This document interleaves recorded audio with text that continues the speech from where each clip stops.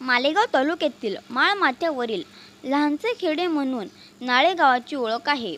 सतत पडणारा दुष्काळ, उन्हाळ्यात वाढणारे तापमान या गोष्टीचा विचार करून आज नाळे गावाचे युवा सरपंच श्री सचिन साळुंखे यांच्या मार्गदर्शनाने व मालेगाव येथील उद्योजक इंडियन बुटीकचे संचालक श्री केतनबाई दत्तानी यांच्या सहकार्याने नाळे गावाच्या प्रवेशद्वारापासून ते स्मशानभूमी परिसरात 50 वृक्ष व ट्री गार्ड देत वृक्षांची लागवड करण्यात आली. वृक्ष लागवडीसाठी सुंदर नियोजन गावातील तरुणांनी व युवा सरपंच यांनी केल्याचे दिसून आले.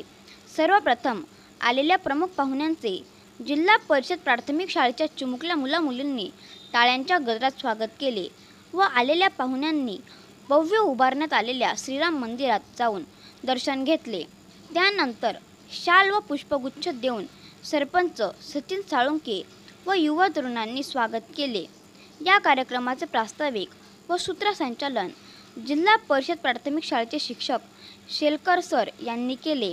यावेळी अनिल पाटील, राहुल भरत वाघ, एकनाथ लामखेडे, हिरालाल साळुंखे, गोकुळ कोते, मधुकर चिंतामण कोते, जिभाऊ कदम, पंकज कदम, युवराज साळुंखे, प्रवीण शिरसाट, बाबाजी साळुंखे, चंद्रकांत साळुंखे, पुरुषोत्तम साळुंखे, हिम्मत साळुंखे, दीपक साळुंखे, आप्पा महाराज, सुरेश बागुल, रवी वाघ, नाना साळुंखे, समाधान आप्पा, बाळाप्पा साळुंखे, चिंतामण कोते, संदीप कोते, सत्यवान जामखेडे, निखिल कोते, बाळू कोते, वैभव साळुंखे, घनश्याम साळुंखे, हेमंत साळुंखे, राजाराम भुलटे उपस्थित होते.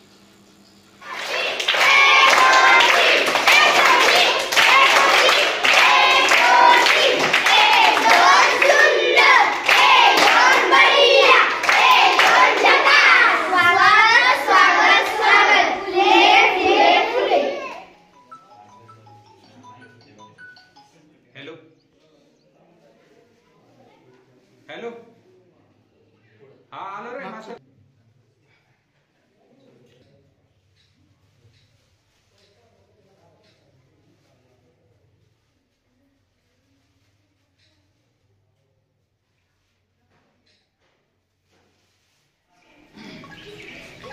जुलै गुरुवार, अतिशय चांगला दिवस. आपल्या नाळे गावामध्ये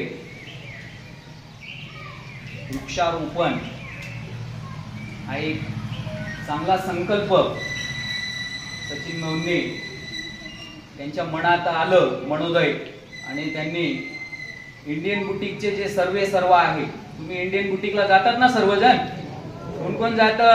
कपडे घेतलेत का? घेतलेत ना? त्यांचे मालक म्हणजे सर्व काही सर्व केतन भाऊ दत्तानी यांनी आपल्या नाळे गावाला 50 झाडं आणि 50 जाळ्या, साधारण 70 ते 80 हजाराचं एवढं साहित्य आपल्या नाळे गावाला त्यांनी दिलं. त्यासाठी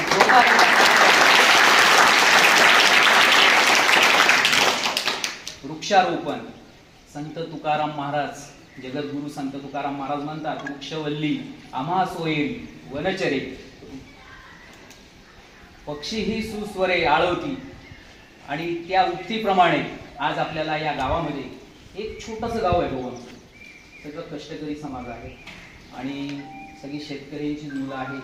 ही जी माझी छोटीशी बालगोपाळ वस्ती आहे ती सगळी शेतकऱ्यांची मुलं आहेत. आणि या गावामध्ये मी गेल्या 6 वर्षापासून आहे.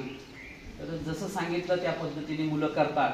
आणि आज हा जो मनोदय भाऊंनी घडून आणला, तर त्यासाठी आम्ही आमच्या शाळेतर्फे, गावातर्फे तुमचं आभारी व्यक्त करतो.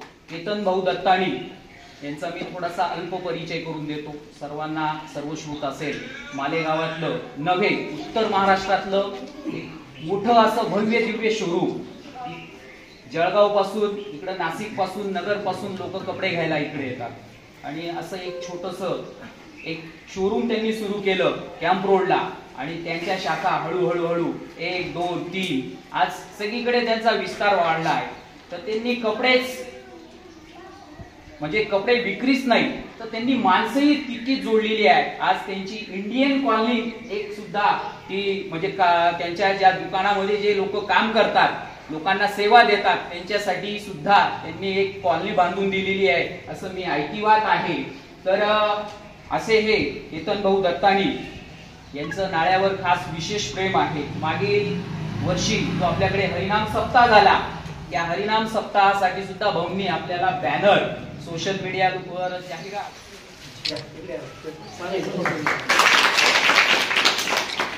धन्यवाद भाऊ.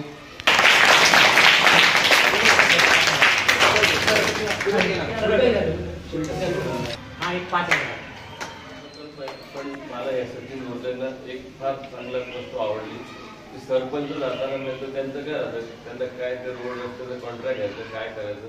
पण असे कमी लोक राहतात की त्यांना मनापासून कळतं राहते की काही जे बोलवलेलं आहे तर मला तेही फार चांगलं वाटलं. कारण तुम्ही सर्व मिळून जेव्हा काही वस्तू करताना तेव्हा ते खरं डेव्हलपमेंट आहे. कोणी एकाच कार्य केले जातात. छोट्यांनी आपलं मेहनत केलं, मोठ्यांनी आपलं मार्गदर्शन केलं गेलं पाहिजे. सगळ्यांनी मिळून छोटे मोठे वादविवाद असतात, काही मन हे राहतं, पण ते सर्व सोडून जेव्हा सर्व लोक करताना तर ते खरोखर डेव्हलपमेंट होईल त्या गावाची. तर त्यांच्या सरकारचं मी अभिनंदन करतो की आणि जेव्हा माझ्या शाळेचा जेव्हा पहिल्या पायरीला मी स्वतः आल्यावर पहिले पायरीला वंदन करतो आणि मग माझं बघून ही मुलं म्हणजे त्या पद्धतीने आणि त्यानंतर ते घरी तितक्याच आदराने आपल्या आई वडिलांचा पाया पडतात. आणि इथं आल्यानंतर सुद्धा जेव्हा मी येतो, परिपाठ होतो, परिपाठानंतर ते मुलं सगळेजण नतमस्तक होतात. आता परवाही दिंडी आली होती एक, तर ती दिंडी आली, त्यांना मी फक्त बोललो की अरे दिंडी आली, तर ते सर्व पळत सुटले आणि सगळ्या महाराजांचे पाय पडत सुटले. म्हणजे हा एक जो संस्काराचा भाग आहे, पाश्चिमात्य संस्कृतीचं जे अंधानुकरण चाललेलं आहे ते कुठेतरी खेड्यामधून, आजही खेड्यामध्ये संस्कृती टिकून आहे. आपण शहरामध्ये बघतो की जेवणाच्या लोक अक्षरशः त्या डायनिंग टेबलला जेव्हा मागे उभे राहतात आपल्याला दडपण येतं, पण खेड्यामध्ये आज नुसतं मोठ्या व्यक्तींनी टोपीधारी लोक जे असतात ते नुसतं पाहिलं तरी लोक बाजूला होऊन जातात. आज चप्पल घालून जेवणं हा सुद्धा एक थोडासा कुसंस्कार मानला जातो. मग हे जे मुलं आहेत, मातीचे गोळे आहेत, या मुलांना आपण जसा आकार देऊ तसं, आणि तरच ती पिढी पुढे तर शक्य झालं तर रोजच करा. रात्रीचे नाही भजन काही लोक येतात एक तास जे अर्धा एक तास तुम्ही थोडा दिवस करशाल ना ते खरोखर तुम्हाला ना आता जे रात्री लोक चुकीच्या मार्गाने चालू, कारण त्यांना काहीतरी एनर्जी राहते, पण ती कुठं घालायची, कुठं करायला रोजच करायचं. काही कधी कधी नाही, रोज ऍडमिशन झालं, मी त्यांना बोललोच नाही. म्हटलं यांचं काय होतं, मग मी यांच्याशी बोलेल. तर तात्या बसले आहेत, त्यांनी मला त्यांचा आधार वगैरे त्या मुलीचा जन्माचा दाखला दिला आणि जिल्हा परिषदच्या शाळेमध्ये त्यांनी त्यांच्या मुलीचं ऍडमिशन केलं. तर मला तो एक मोठा प्राऊड फील होतो की मलाही तो अभिमान आहे, कारण माझीही जबाबदारी वाढणार आहे. तर तो एक मोठा आदर्श आहे. आणि आमच्याकडे असे जी मुलं पुढच्या वर्षी पहिलीला येणार आहेत, ती मुलं ह्या वर्षापासूनच पहिलीचा अभ्यासक्रम जो आहे तो आम्ही घेत असतो. तर अशी आमची कीर्ती आहे आणि आराध्य आहे. मी दोघांना विनंती करेन की त्यांनी भाऊंचा पुन्हा एकदा सत्कार करावा.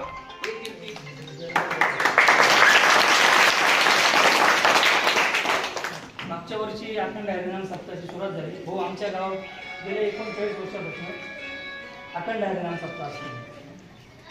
मी असंच मालेगावात बसलेलो होतो, एक 2-3 मंडळी मित्रबरोबर आम्ही बसलेलो होतो. मला एकाने आणि दादाचा नंबर दिला की त्यांच्याशी तू संपर्क कर, मग काहीतरी ते बॅनर वगैरे लावून आणि आपल्या दुकानाची ॲड असते बनवलेली. तर तुम्हाला एक शब्दात बोललं तर तुम्ही आमच्या गावासाठी 4-5-6 हजार होते त्यावेळेस पण खर्च केले. आणि आता तुमची मला झाडं लावायचं आमचं ठरलेलं होतं. अजून आमचे गावातले झाडं लोक आहेत ते पण झाडं आम्ही लावणार होतो. मी तुम्हाला आजच्या दिवशी एकच शब्द देतो, जे तुम्ही झाडं दिलेले आहेत हे 100% 50च्या 50 झाडं तुम्हाला 2 वर्षात आल्यानंतर आम्ही दाखवू आणि 100% त्यांना वाचवण्याचा प्रयत्न करू. उन्हाळ्यात पण आम्ही एक स्पेशल यंत्रणा ठेवू त्यांना पाणी सोडायची. टँकर आमच्या पंचायतीचे टँकर आहे. गेल्या 8-10 दिवसात आम्ही एक वेळा ते झाडांना उन्हाळ्यात पण त्यांना आम्ही पाण्याची व्यवस्था करू. लागलं तर त्यांना ड्रीप पण करू.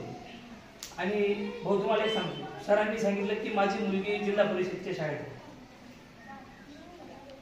मी मुलगी शाळेत टाकण्यामागचा हेतू एक होता, या गावाचे विद्यार्थ्यांची जी संख्या आहे, पटसंख्या ती 25, 27, 28च्या खाली येतो आणि ती अजून जर खाली आली, आज म्हणजे 2 शिक्षक आहेत.